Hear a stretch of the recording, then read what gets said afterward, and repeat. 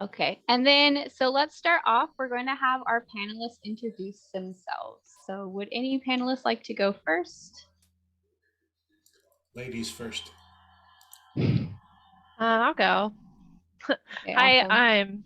I'm Mindy Nicewonger. I actually am an alumni of UC Irvine from the Department of Earth System Science. I earned my PhD there in 2019 now. And so my job, I work part-time at the National Oceanic and Atmospheric Administration as a postdoctoral fellow, but I also work part-time as a part-time faculty member at two local college, one local college, Front Range Community College, and then I also teach remotely for Lake Michigan College, which is the community college in South Michigan. My educational background, well, I just mentioned I did my graduate work at UC Irvine. Before that, I went to Texas A&M University, where I earned my bachelor's degree in meteorology.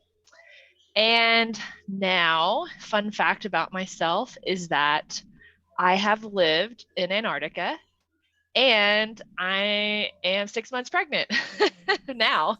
And I still can hide it, which is fun. So that's me. Okay, awesome. Let's go move on. Okay, I guess I'll go. I'm Jodye Selco. I'm a professor of chemistry at Cal Poly Pomona. I teach chemistry, strangely enough. I'm a physical chemist, so I teach mostly general chemistry and physical chemistry. But I also teach a course for prospective elementary school teachers. And I recently half-time retired, which is thrilling. So Mindy, you're going to head there eventually. It'll be wonderful. I was an undergraduate at UC Irvine. I was a chemistry major, and then I went to Rice University in Houston, Texas for my graduate work. And this is my third university that I'm teaching at, and thankfully my last. Moving all those books is a problem. And a fun fact about myself, this is my first week full-time back in the classroom in 2 years. Yay, being back in person. All right, let's have our last panelist. My name is Michael Butros. Hello, everybody. UCI graduate 1994 in applied mathematics. Got my graduate degree from Northern Arizona University in mathematics. I then studied some physics on the side. I currently teach physics and mathematics at Victor Valley College, just up the road from Cal Poly Pomona. So that's one fun fact that I have in common with Jodye. The other fun fact I actually share with Mindy, I was offered a position at Front Range Community College before I got the position at Victor Valley College, but because I was a graduate of Victor Valley College, I chose it over Colorado. So another fun fact, which I wasn't, that was my original one, but when I heard the other panelists speak, I thought I would share that is for the last 8 years, I've been a visiting professor at NASA Armstrong Flight Research Center at Edwards Air Force Base. Okay, awesome. Thank you. So thank you for our three panelists for coming in today and taking time out of your probably very busy schedules to be here and offer advice and insight to our students. So the goal of this panel is basically for students to get advice from professionals in the field that they're interested in. So in this case, education. And the students hopefully have some questions prepared to ask. We did have a couple of students send in questions beforehand, so I'm going to go ahead and start with those. But to our students, as you're watching, if you do have any questions, feel free to put that in the chat and we'll get to your questions. And if there's ever like a lull, feel free to unmute yourself, ask a question as well. So you can unmute yourself, put your question in the chat. We are happy to receive your questions. But first, let's get started with the ones that we were asked before. So the first question was, what led you to follow your career as a college/university professor? I'll go on that one. When I was in high school, I tutored people younger than me. When I was in college, I was helping everybody pass their chemistry classes. As a graduate student, I took on extra work as a TA, even though I didn't have to, because I discovered that I really, really loved learning how to help people learn and facilitating that, and didn't realize I was going to be a university level instructor until somewhere in graduate school. But I knew I was going to teach in some capacity because that's where my passion was. And so I decided I loved physical chemistry so much, which is an upper division mathy chemistry, that the only place to teach that is at a university. And so that helped make up my mind.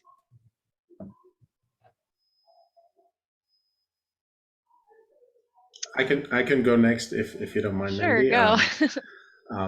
Right after I graduated from UCI, I got a job with an engineering firm doing some computational analysis.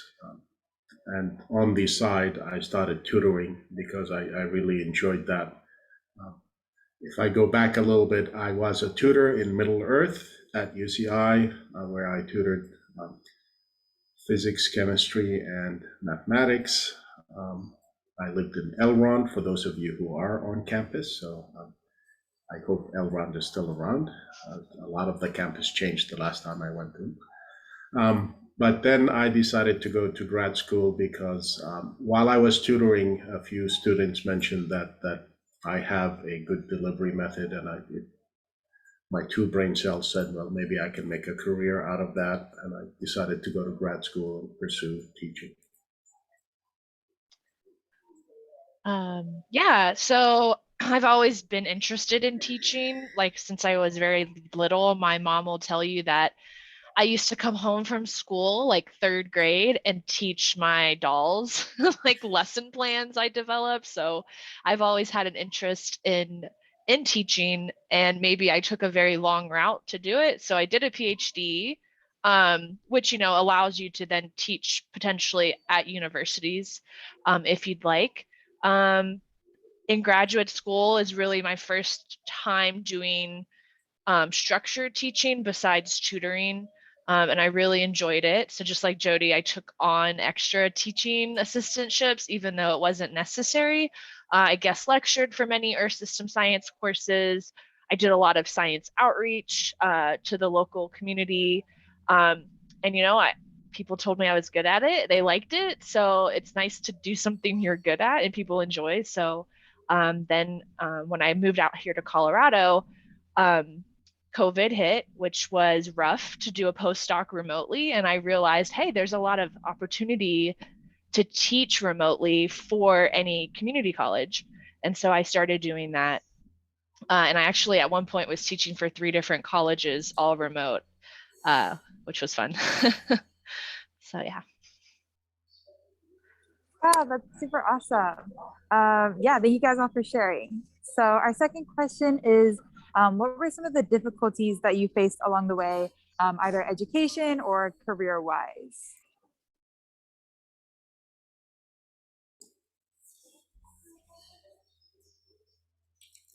I can take a stab at this one.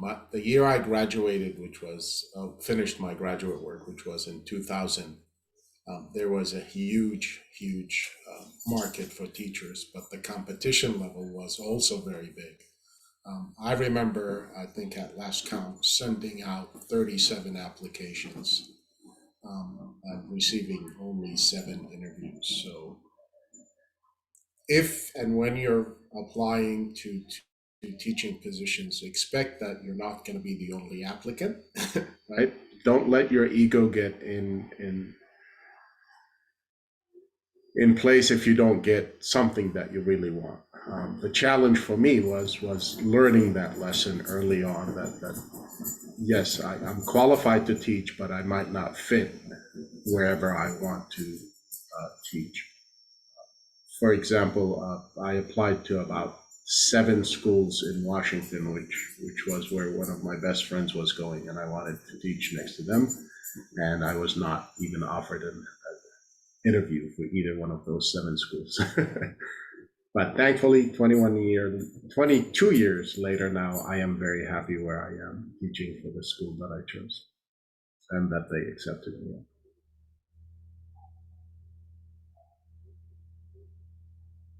Yeah, I can use that advice right now, Michael. It's a tough job market out there.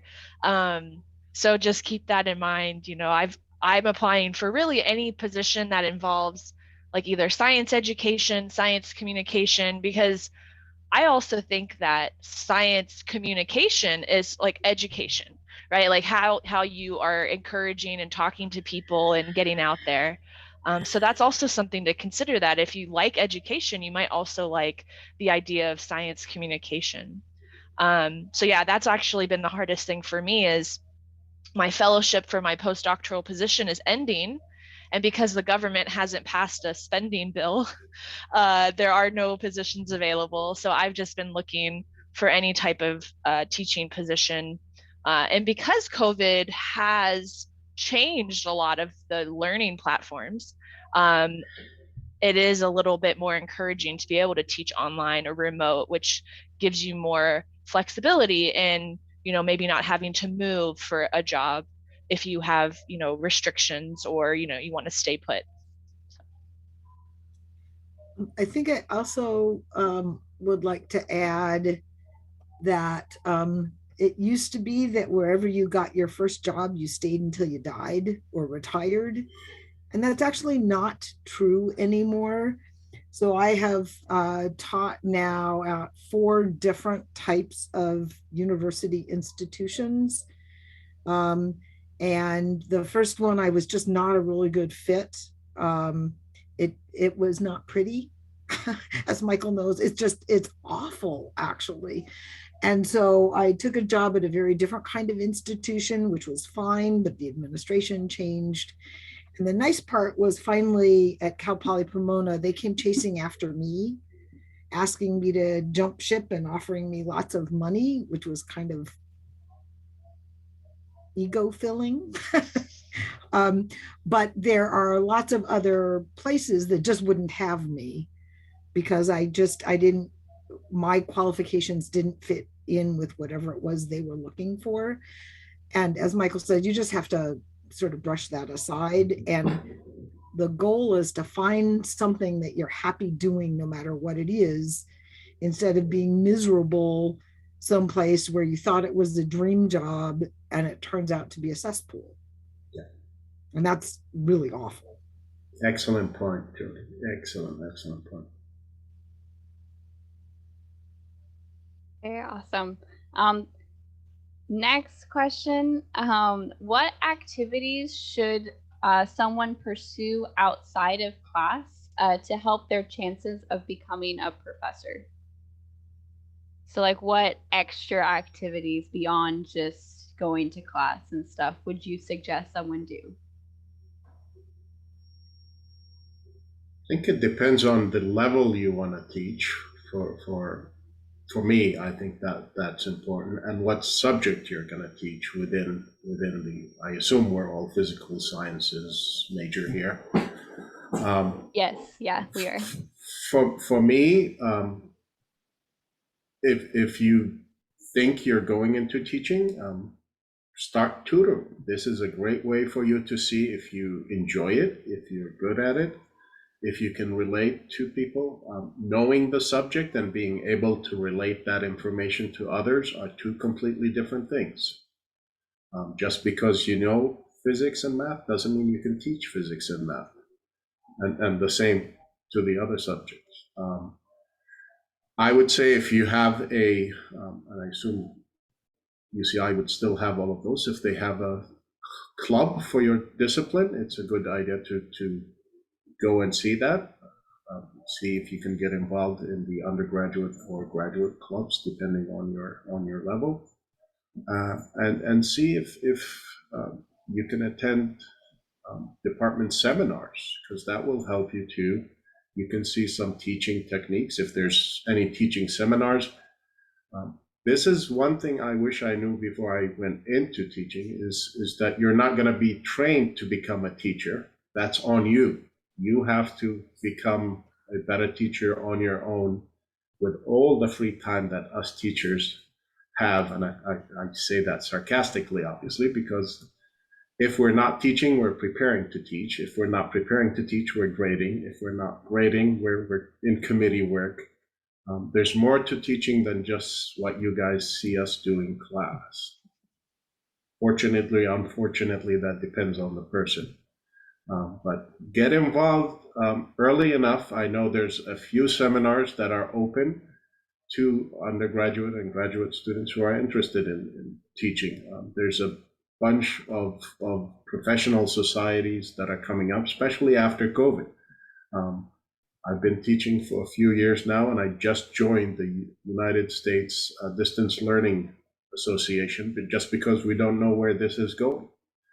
Never in my wildest dream was I ever thinking of teaching lab online.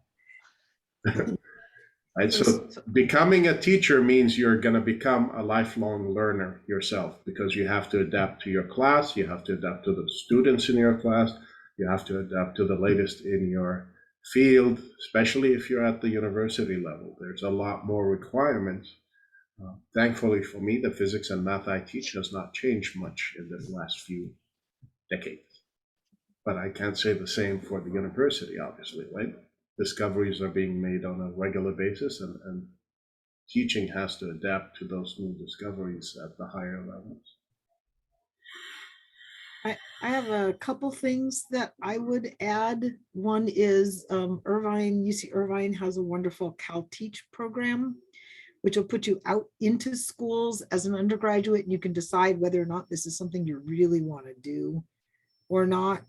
And it's really nice to have an opportunity in sort of a safe way to discover whether you like this or not, because if you don't like it, it's better to find out before you spend a whole bunch of time trying to get there and then discovering that's not what you like. And the other thing is, as a chemist, as a scientist, joining a club or some sort of group that is taking hands-on experiments out into the world, whether it's the zoo or the museum or into schools, is a really good thing to do. And it gives you some experience talking about science to other populations and having them do some stuff and get all excited anyways. So those are the two things I would add to what Michael said. Yeah.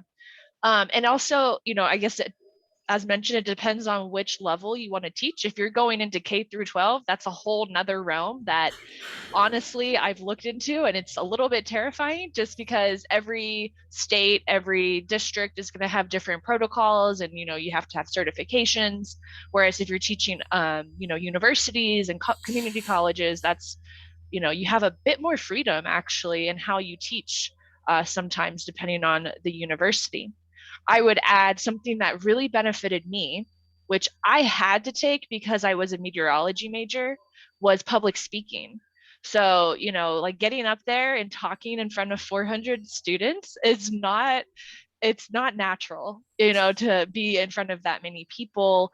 And even 20 students, like you still have to get prepared mentally and be on your feet all the time. Like, talking and drawing on the board is actually really, really hard. So that's just a learned experience.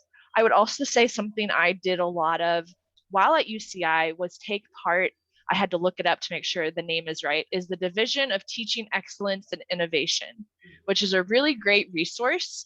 I'm not sure exactly if it's geared towards undergraduates, but I can't imagine they wouldn't allow you to sit in on some of those workshops.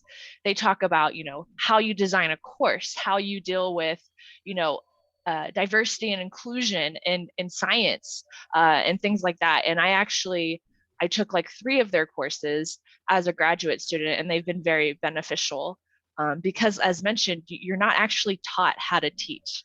And so that's something that you have to do on your own time.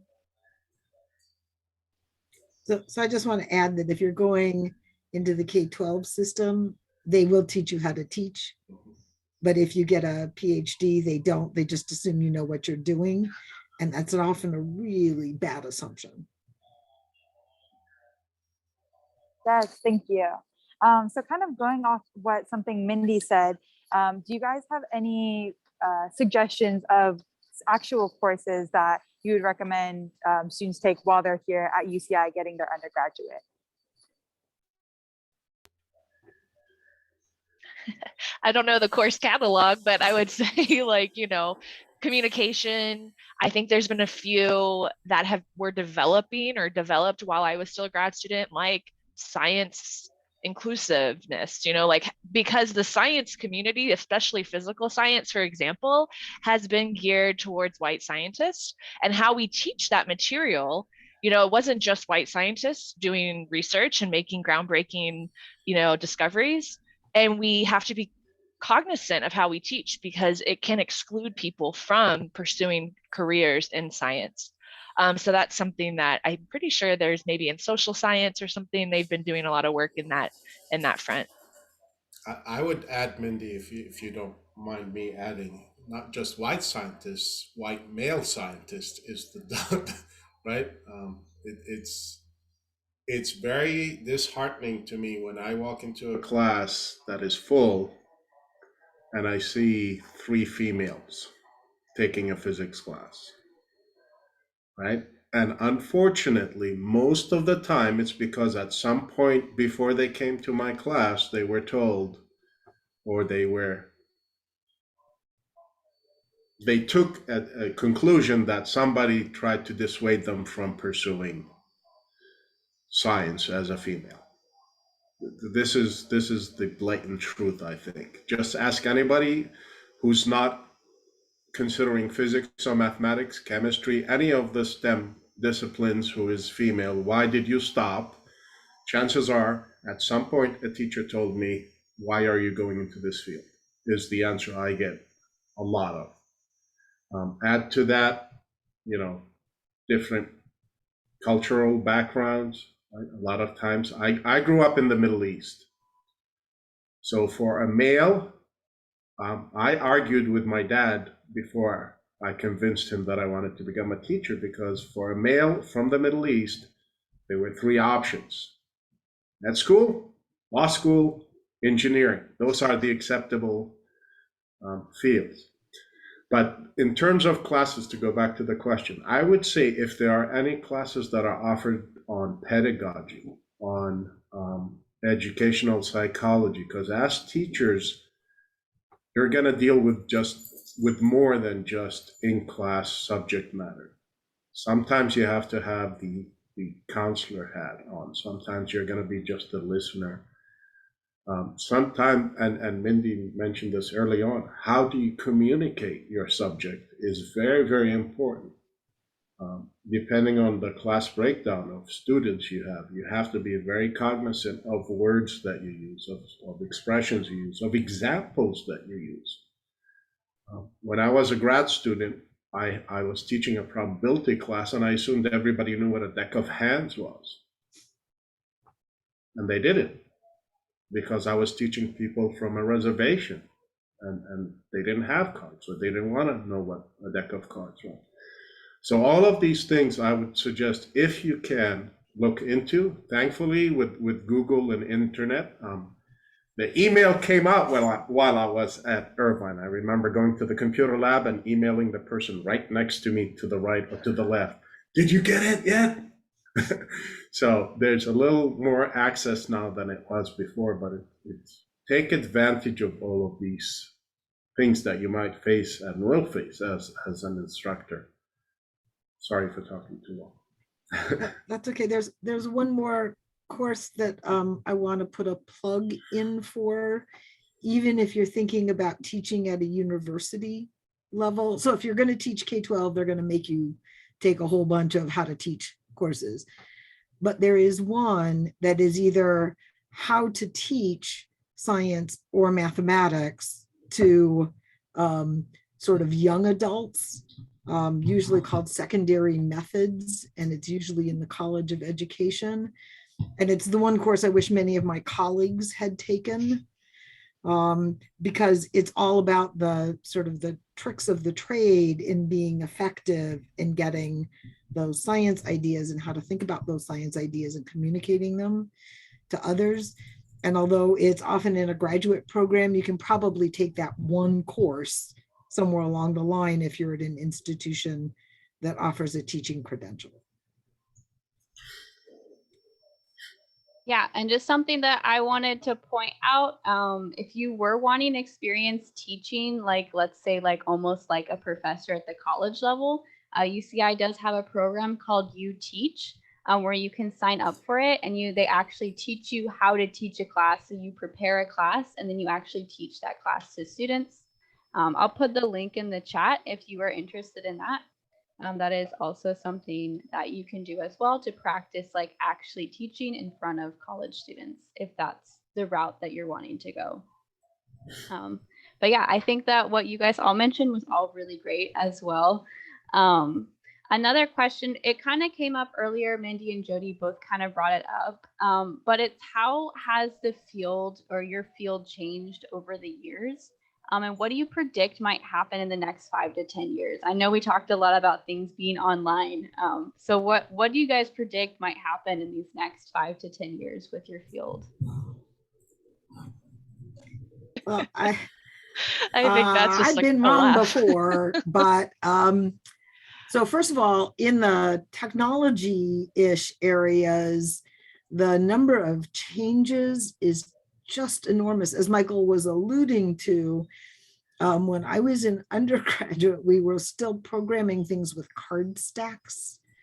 Thankfully, we don't do that anymore at all. But my first calculator, I didn't get until my senior year because I couldn't afford one, because they'd come out and they were $300 and $400 for a 4-function calculator. But I never thought that I would be teaching wholly online, including chemistry labs, which has not worked out really well, by the way, as the end of my career. And so the one thing I can tell you is no matter what you think you are going to be doing, you are wrong. It is going to change. It's going to evolve. No matter what your science is, there will be changes. There will be technology changes. There will be scientific advancements. There will be the way people do things is going to change. And so if you're not comfortable with change, especially last minute, oh crud, I'm going to have to do this instead, teaching isn't for you, because that happens all the time. Even if you have a wonderful lesson plan, if you get to follow it, you're probably 1 in 1,000, because it just doesn't work that way.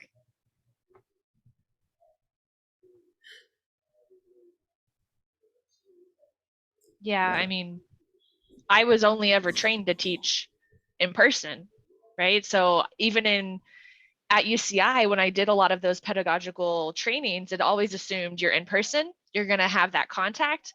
And, now I stare at blank black screens all day.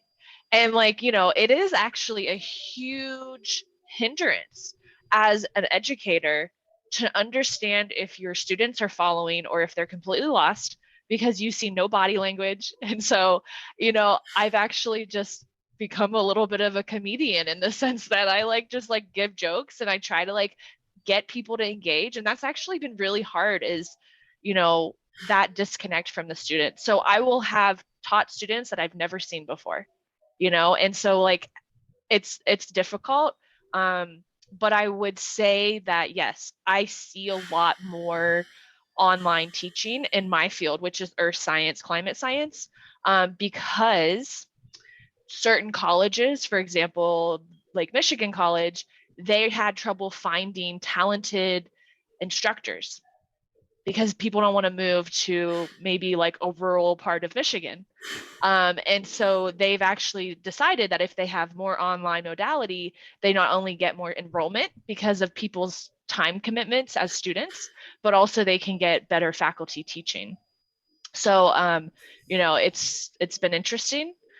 I like it sometimes because I don't have to leave my house, but also after teaching for 2 hours and not actually seeing anybody nod their head is very, very psychologically tiring. Teaching is social, folks. This is something that a lot of you students, and when I was a student, I didn't understand this, but there's a very big social aspect to teaching. We take many cues by looking at your faces in class, even online. If the cameras are on, we can tell when something is not getting to you at the speed, at the clarity that we want. So that is one reason why you will see and hear us talk about the importance of in-class instruction. But there is definitely a place for online. I'm going to answer the question a little differently. I think not what's going to change, because things will change. I think the only thing that will not change is that you need to be flexible as a teacher.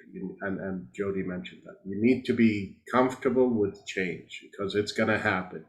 You're going to have to change your lessons plan plenty of times. You're going to have to change your schedule plenty of times. You're going to have to change how you think the best way to teach a few times, because not everybody learns the same way we did. I mean the instructors.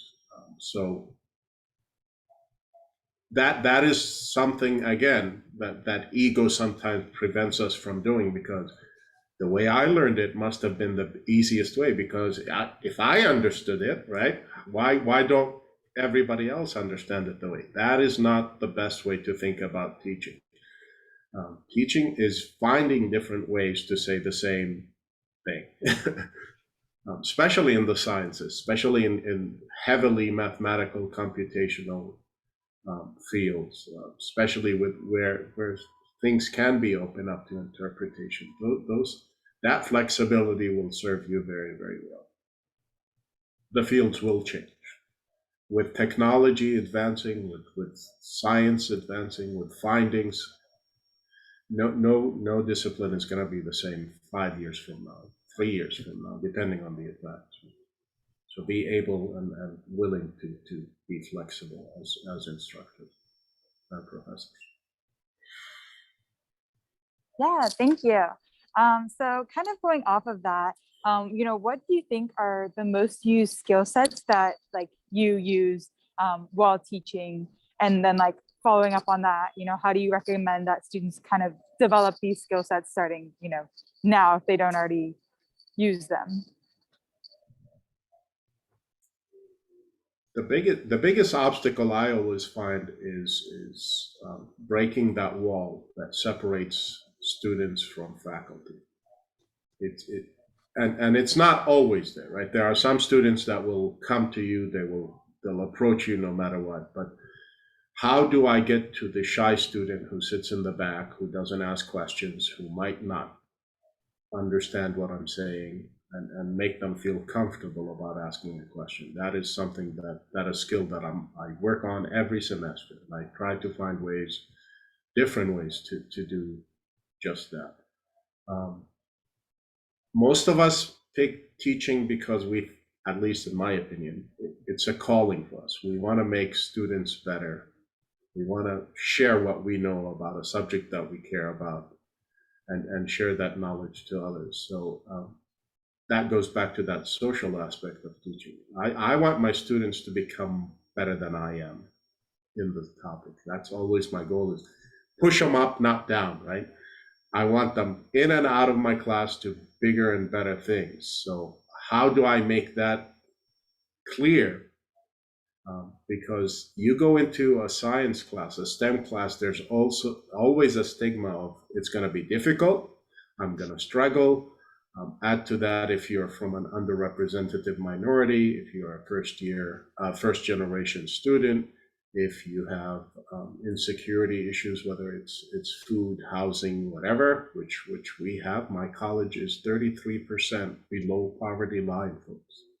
So I have students who live in their car and live in the parking lot to get Wi-Fi sometimes. When we were on COVID, we had to open our parking lots so that our students would have Wi-Fi. That's how bad sometimes it gets. It's reaching your students, showing the human side of teaching, I think, is the biggest skill I work on every single semester. I agree with everything Michael said, and I want to bounce off of something Mindy said. that sometimes using humor and appearing human can really help. Sometimes it just confuses students, but that's their problem.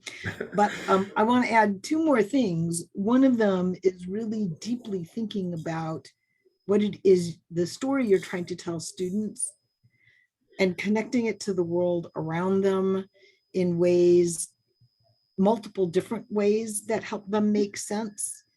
And the last thing I think I want to just, I know that may not make a lot of sense to you, but when you start to teach and you're trying to talk about something reasonably esoteric like pH, right? It's really difficult for many people to wrap their brains around this when they're not very interested and they can't figure out what in the world it's useful for. And it isn't just pH, it's a whole bunch of stuff that all of us teach. There's always something where you have to find a way to make it attractive, interesting, useful, and then try to get the students to go along with you. And I often find that that's a huge challenge when I teach the first semester of general chemistry. Many students take it because it satisfies a general education requirement in the physical sciences. There's not enough room in the intro geology course or the friendly physics course or the Chem 101 that holds 40 students.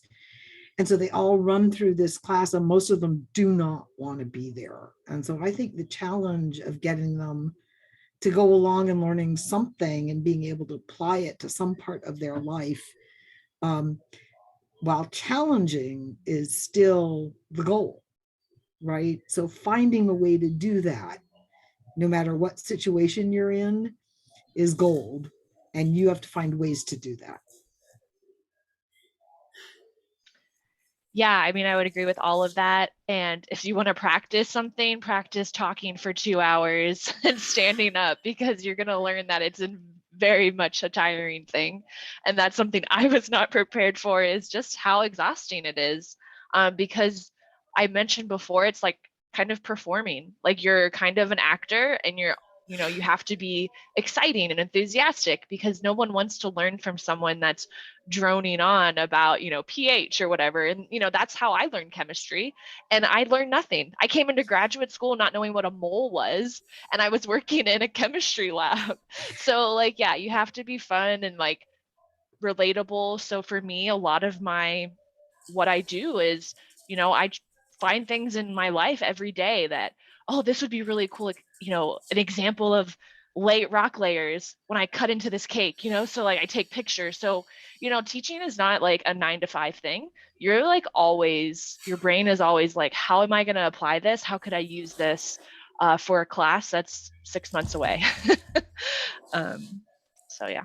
Your notebook is always with you, whether it's physical or mental. You're always getting ideas in the weirdest times and weirdest places. And sometimes you just go, oh, excuse me 1 second, I need to write this down before it disappears. But yeah, it's that connection of and the passion that we have for our subject and trying to relate that to our students is a skill that sometimes it's missing. And that could be a difference of whether we connect with our students or not. If you have an instructor who's very enthusiastic about their subject and wants to relay the information in a nice, fun, easy to follow way, even though the subject is not easy, folks, right? We all struggled through some part of our discipline before we made it through. So it's okay. Get into that growth mindset of mistakes are okay. I always tell my students, as corny as it sounds, fail is a first attempt in learning. If you don't get it the first time, you'll get it. Just stay with it. Stay with it.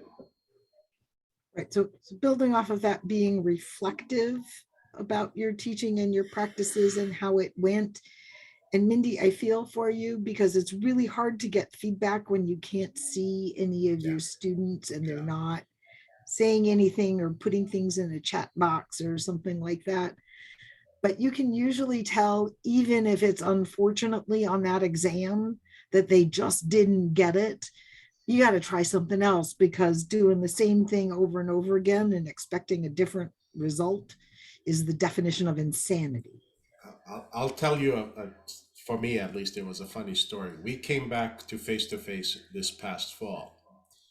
And the good thing about teaching chemistry, physics, STEM is some of those classes are sequential. So I knew students by name and by face because I required a picture at least on their profile in our learning management system. So the first few days of class, I tried, like Mindy and Jodye, probably have it back and forth with my students, and they were quiet. I said, I just want to remind you that your camera is on now, and I can see your faces. So at some point, you're going to have to come back and send some voice sound back at me. So please feel free to talk. It's okay to make mistakes, because that is part of our human nature. We don't want to sound or seem ignorant in front of somebody like a professor, right? Because, oh, they're going to take a wrong idea about me. Believe me, most of us will not do that. If you make a mistake with an honest effort, that is more important to us than you being quiet the whole semester.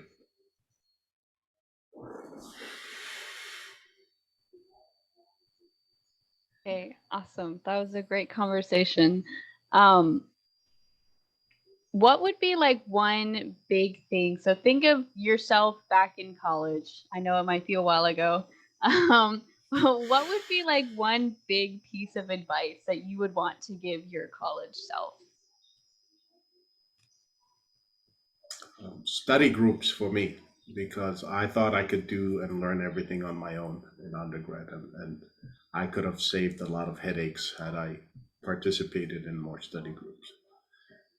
You don't have to be the smartest one in the group. You don't have to be very talkative. If you trust the people that you're with, you will learn something. If nothing else, you see how different people think about the same problem. That is by far my biggest regret while I was an undergrad. By the way, survivor of 2 semesters on academic probation at UCI. So if I can do it, anybody can do it.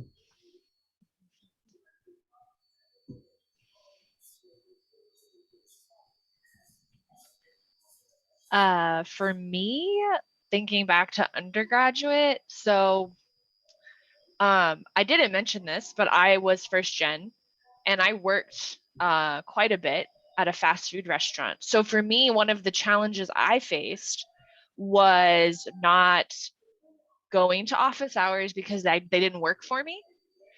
When now I know that if I would have reached out to faculty and professors, they probably would have made time to see me on a separate time. So just because the professor has office hours on this day and this time, if you reach out and are, proactive about your learning, 9 times out of 10, they're going to want to help you and will do what they can. And I wish I would have known that, because I struggled in many of my courses because I couldn't go to office hours. When in reality, I could have made my own with them. So. And one of the things I want to say, I was just talking to a student about this earlier, is in each course that you take, in every single field that you are in, you will hear stories about like the next series of courses and how they are just killers and they are horrible. For me, it was organic chemistry when I was in general chemistry, and I got into organic and I was like, what are the, I don't like this very much, but I don't know what these people are talking about. And while I was in organic, I heard how horrible physical chemistry was, and I got into physical chemistry and I found my intellectual home. And so in some respects, you have to stop listening to the naysayers and you just have to do you. And one of the things I think that could help you with that is to do research, even educational research, with a faculty member, because you will find out sort of what it's like to be what it's like to be a faculty member without actually doing it. And then about the intellectual pursuit somehow or other of paying attention to things that matter in your academic world. And so it could be, a hardcore science or STEM research project, but it could be, seriously looking at success rates on an exam and what topics aren't working or something like that. And so if you're planning on teaching, joining somebody doing that, it's eye-opening to realize what faculty think about and then try to strategize different ways of doing things. And so I was an undergraduate so many years ago. The trees in Aldrich Park were just being planted. And so things were really different. And if I could have changed one thing about what happened when I was there, is I wouldn't have been a female, which built off of something that Michael said. And it was because as a female chemist, especially a physical chemist, I didn't meet another faculty member until I got a job. And so I'm glad that times have changed and that most of the dinosaurs have fallen off the retirement edge, because my age is about the last age where we had these really creepy people. And I am just really thankful that the generations that are coming up now realize how horrible that was and that they're not going to do that. One thing, if I may add, try and find a faculty member who's willing to talk to you about your interests too. I was lucky enough that I had a professor. He's no longer with us, and it pains me that he's no longer with us because he left way too early, in my opinion. That took me under his wing, and we would meet off campus. We'll have lunch, and we would talk about outside of class stuff. So if you have that opportunity, reach out to some of your professors who you share interest of subject, you share interest in careers with, and talk to them. Most of us will be more than happy to meet with you, even in office hours, during on campus, during club meetings, whatever, to share this, right? This is why I do the mentor program. It's a payback for Dr. Bennett, who took me under his wing and was willing to share his years of experience with somebody who wasn't yet sure what he wanted to do in his life. Yeah. So you're doing the first step by joining the program, right? And you're taking advantage of this excellent program that UCI has that pairs you with people like Jodye and Mindy and myself, because we know the value of having somebody who's in the field, who's practicing, telling us the ins and outs, and if nothing else, pointing us in the right direction. Okay, awesome. Yeah, I think that's really great. Yeah, just like taking your time to talking to someone who like has that life experience can be really helpful. So yeah, for sure. I can go for days, but I'm sure you picked up on that already. Yeah, for sure. Well, I'm glad that you had someone in your life like that. That's really amazing. Dr. Bruce Bennett, if anybody had the chance to take it. Mm-hmm. Okay, so we have about time for one more question. So let's spend the time like one last question, or maybe even a word of encouragement. I know like a lot of stuff is happening in the world right now, so maybe some of our students are like, I don't know. Maybe they just need a word of encouragement, or maybe just a solid piece of life advice. So what would be one word of encouragement, life advice that you would tell these students here? Be persistent. Don't let anybody stop you from getting to where you want to go. Only you can stop yourself from being there. No instructor can stop you. No company can stop you. We're all examples of passing through struggles, right? 2 semesters on academic probation to professor.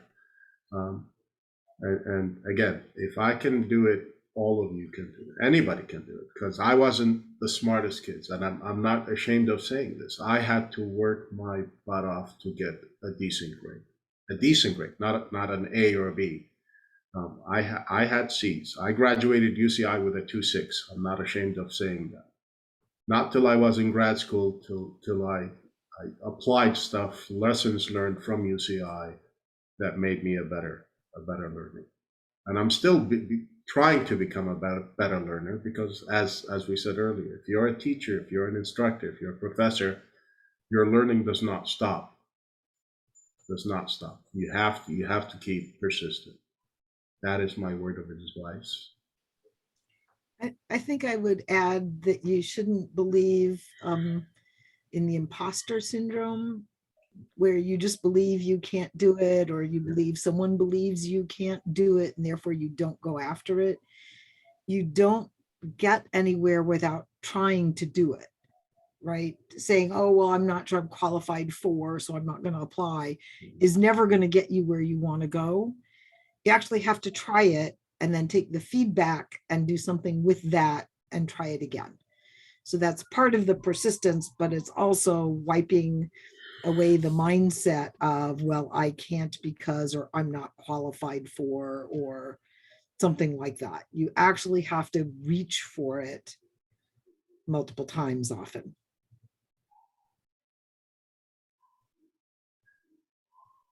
Okay. It's tough going last. I would say, like, I agree with all of that too. Like, you know, be persistent. And imposter syndrome is actually, there's a lot of talk that it's, you know, a white male construct to make people that aren't in that category feel like they're not good enough. So that's an interesting thing to think about, because especially in science, that is what a lot of us have only seen as success, right? For me, I would say, don't be afraid to speak up if you see something that isn't right, because there's been a lot of issues in the last 10 years, even longer. Jodye, you've experienced it, but I think, and it's not just about, racism or sexism, but it's just like, making sure the system works for everybody and that everybody has opportunity to learn in a fair way. And it's not always that case in different universities. So yeah, that's what I've been learning too, is I didn't like the way that was discussed. So I'm going to say something about that. So. And then I think maybe the last word here is, when I was at Irvine, there wasn't any pedagogy. There was talking, right? There, I don't think I had one instructor who actually knew how to teach. They all knew how to talk. Yeah. And so learning how to actually really teach and learning some of the tricks of the trade.